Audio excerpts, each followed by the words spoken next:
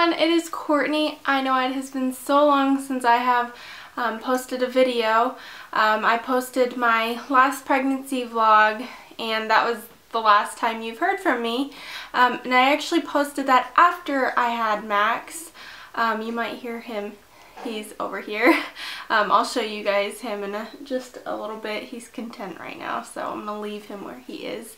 But yeah, it has been almost 2 months since I last posted a video, and I'm so sorry, but I have been getting into the swing of being a new mom, and just it is very overwhelming at times. So I am finally getting around to recording my labor and delivery story because I want to be able to look back on this, especially if we have another child. And I really do like looking back on his labor. I had a really good labor, and I had all around a really good pregnancy, a good labor, and he's a great baby. So I'll get into that more. Yeah, so I'm going to try and make this quick, but my labor was long, so this might be a little bit long. So just bear with me. And again, I'm so sorry this has taken me so long to post. I felt so bad, but it's up now, so enjoy.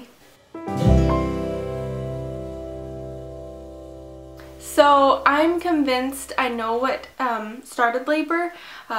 Miles and I were intimate, and then a couple hours later I started having contractions while I was cooking pancakes. So I was standing in the kitchen and I was cooking, and all of a sudden I started having contractions, and they were pretty consistent. So at 9:30 I started my contraction counting, and they were already like down to like I think 5 minutes apart or something like that, and then they got even closer. I wasn't in that much pain when I was to the point where my doctor said to call him.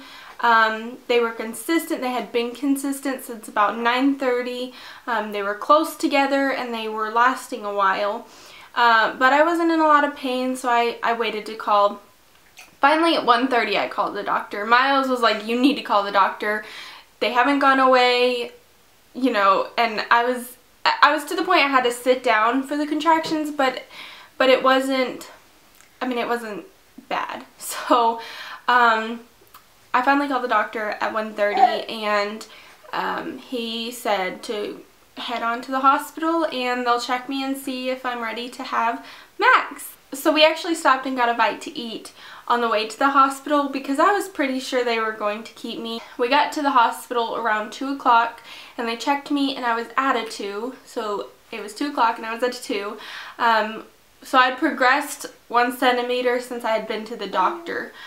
So not a lot, but my contractions were still pretty consistent, and they really didn't hurt that bad.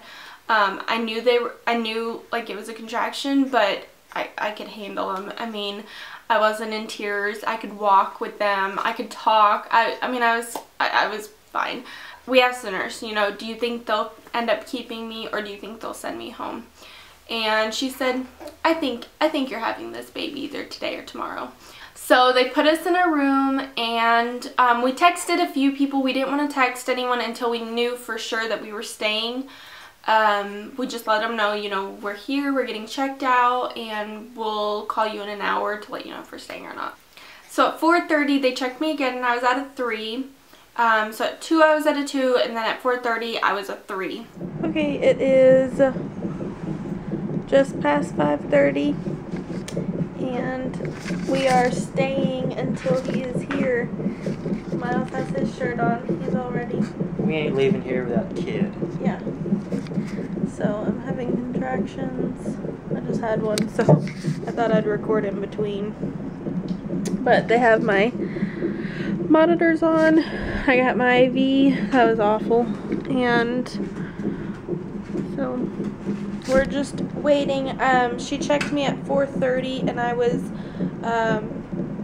just about dilated to a 3, and so he'll probably be here tomorrow, the 21st.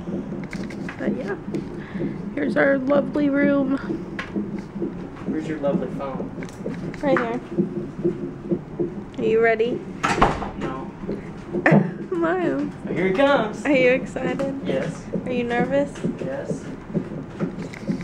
Me too. The grandparents are here. Hi, everybody. Ready? Come on, Max. Where's your grandpa shirt? You forgot it. You have to wear it tomorrow. So after people got there, I was still feeling fine. My doctor wanted me to kind of walk around. So around 5, 6 o'clock, I walked around labor and delivery with Miles. I wanted to really get my contractions going because they were slow and they still weren't hurting that bad. I could walk around. I did have to stop when I was having a contraction and kind of hold on to Miles, but they really weren't that bad. And I felt like they were getting farther apart than starting to get closer together. So, and then they brought me a bouncy ball, which everyone had a ball with that ball because it looked funny. It looked like a huge butt. It is 8:30 and the great-grandparents are here now. Great-grandparents. Kay and Kevin are here now. Kevin, wave. Yeah. And I'm on the big, huge Kardashian butt, is what Miles calls it. But it's a big, what's it called? Bouncy ball. So I'm unplugged from the machine, just sitting on the bouncy ball, and then they're gonna give me my epidural, and then break my water at 9 or around 9. So soon they're gonna break my water and speed everything up. I said they're gonna speed everything up soon. And we are ready to go. We're ready to rock and roll. That is pretty cool. Everyone's like, oh, make sure you get a bouncy ball in your room and you can, you know, sit on your bouncy ball. It was kind of uncomfortable and it was very unsteady. It wasn't my favorite. I sat on it for a little bit, but I finally ended up back in the bed, and then they came in and they asked if I wanted to have my water broken first or if I wanted to have an epidural. Before I went to the hospital, I really thought about it and I really wanted to enjoy my labor. I didn't want to be in excruciating pain, and the epidural doesn't really affect the baby. And so I finally decided, you know what, I am going to get an epidural. I want to enjoy my labor. It's my choice and it doesn't affect anyone else except for me and Max. So I decided I'm going to get one. So they came in my room and they asked if I wanted my epidural first or if I wanted my water broken first. Because once they break your water, you start having more contractions more often. So here's Max, my big boy. He is 7 weeks this week. I know he's already so big because you guys didn't really see much of him when he was a newborn. You will. I'll show you guys in this video. So where was I? They came in and asked me if I wanted my water broken first or if I wanted my epidural. And I said, you know what, I'll go ahead and get my epidural and then I'll have my water broken. That way I don't have to feel the really bad contractions after they break my water, because that's when you start, or when you're supposed to start progressing more. I was at the beginning scared about getting an epidural, but then they said, you know, it doesn't hurt that bad, and in the long run, a little pain versus a ton of pain, I can handle that. So what was hard about the epidural was they have you in this horrible position. They raise the bed really high so your legs are dangling off the side of the bed, and then you have to kind of do like the cat, the crunched over, like my head was almost to my knees. And when you're pregnant and you have a huge belly, that's really hard to do. So it was an uncomfortable position, and then she was really putting pressure on my back to find where she needed to go in at. And epidurals usually are only supposed to take about 10 minutes maximum. Mine took an hour. So I was in that horrible position for an hour, and she was poking me, and she actually hit a blood vessel, which really hurt, and it ended up hurting a long time after labor.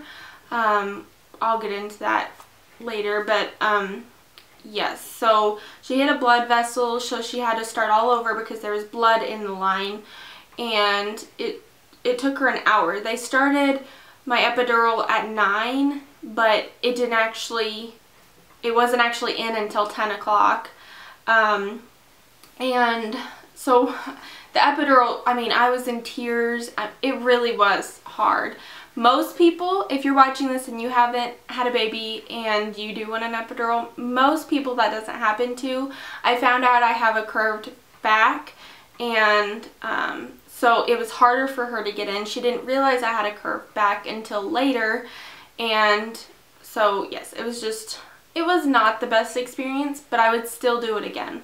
I would still get an epidural again because, like I said, in the long run, an hour worth of pain versus many hours, it was worth it to me.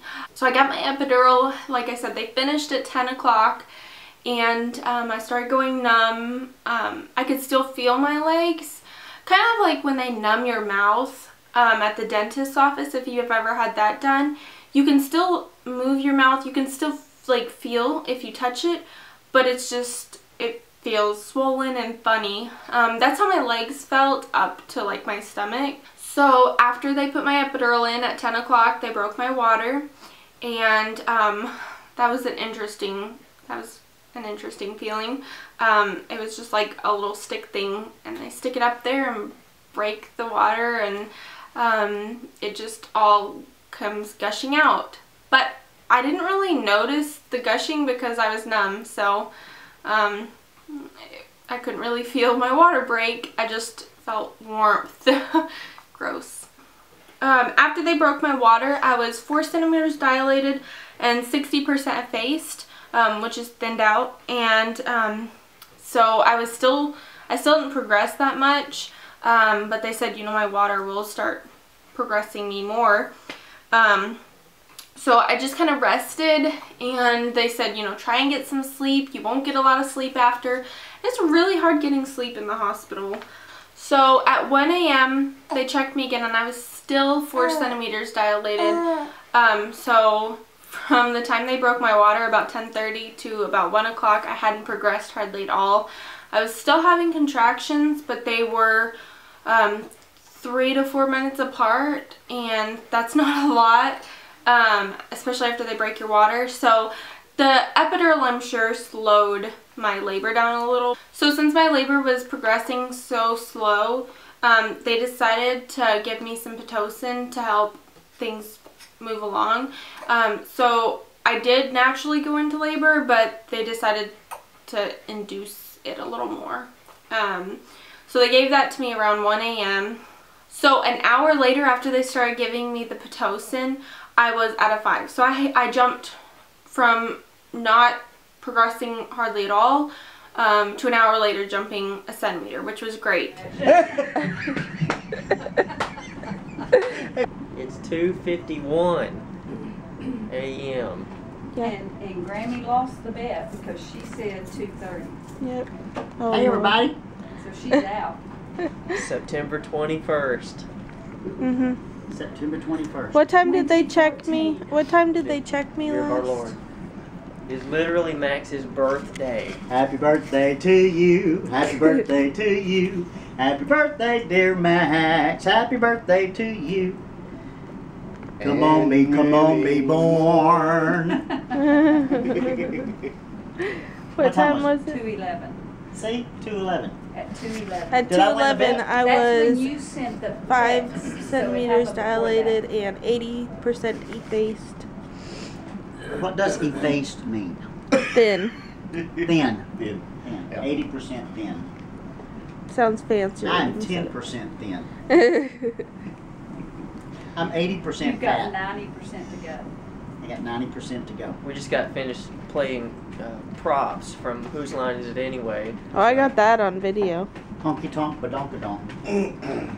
Miles, big bet, and he right. cannot lie. And his Mark's answer is blue gonna balls. end up in the Right. hospital if he plays with that. It's hard to Big think. cold water and coffee It's zoomed in. Oh, to make me throw up.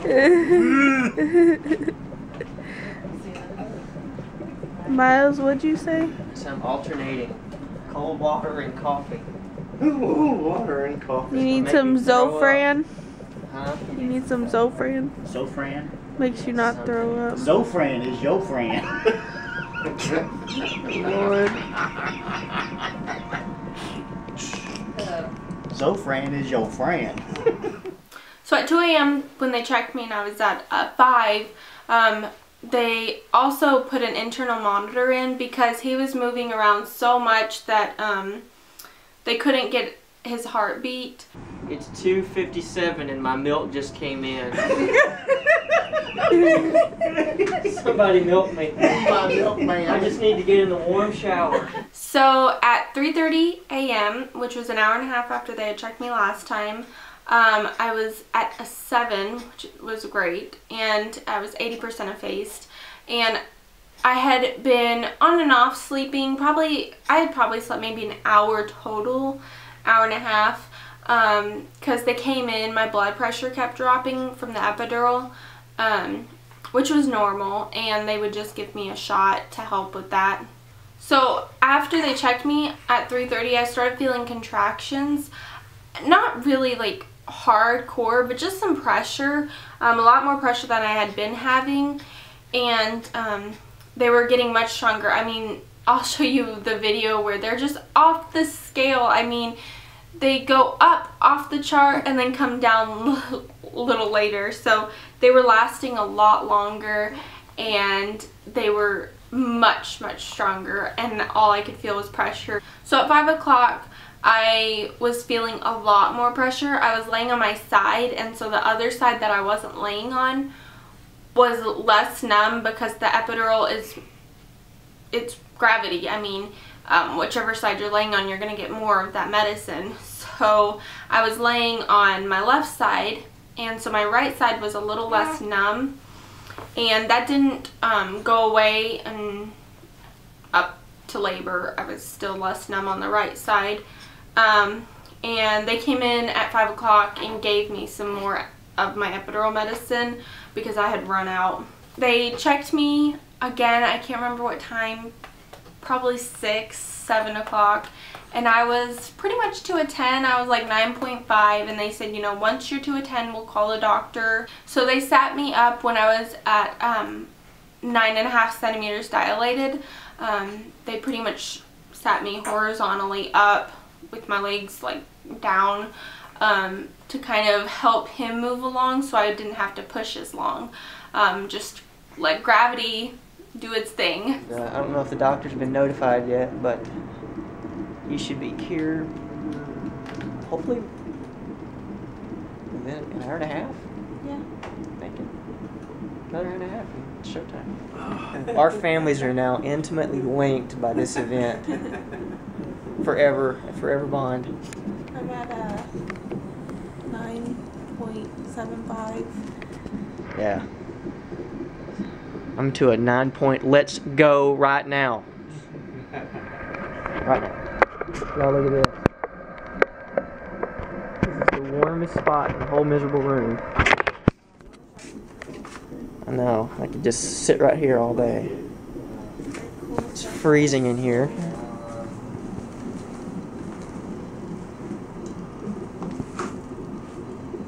See you on the other side. So around 8 o'clock in the morning, it was time to push. It was definitely way past the doctor's guess of when I would have Max. But so I started pushing at 8 o'clock, and then this little guy was born at 8:27 on September 21st, 2014. Huh. Say hi. Yeah.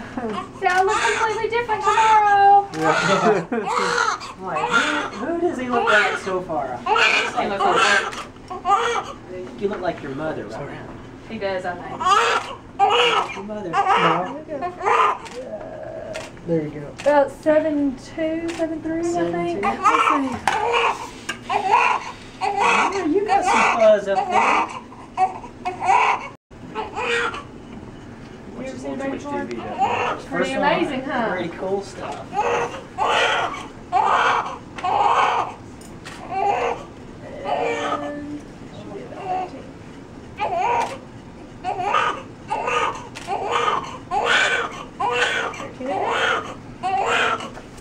there, you'll have an elevator. Oh yeah, he looks like Mama. He's got Mama's nose. I think he has her lips too. That's exactly He's what got we her lips. suspected. Yeah, you got. What did you get from me? Your I hope legs you will come got. back probably in 46 hours. Hope you got my rapist wit.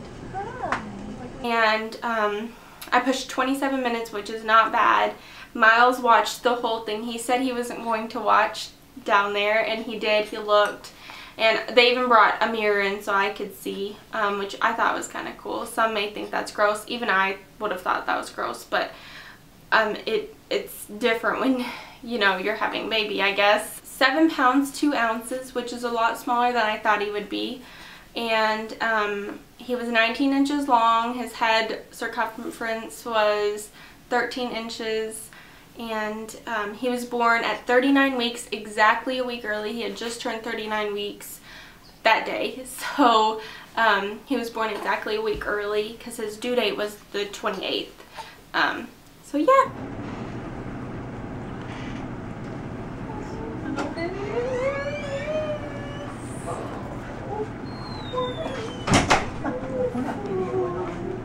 Yeah. Thank you, buddy. Oh, So pretty. How are you, Courtney? Are you okay? Yeah, she did great. you look great. She didn't even break a sweat. I gotta get a photo. He's been making noises. Courtney's nose. Yeah. I said that when they did that 3 or 40, whatever. I'm like, he's got Courtney's button nose. And he's got fingers and toes. How is he?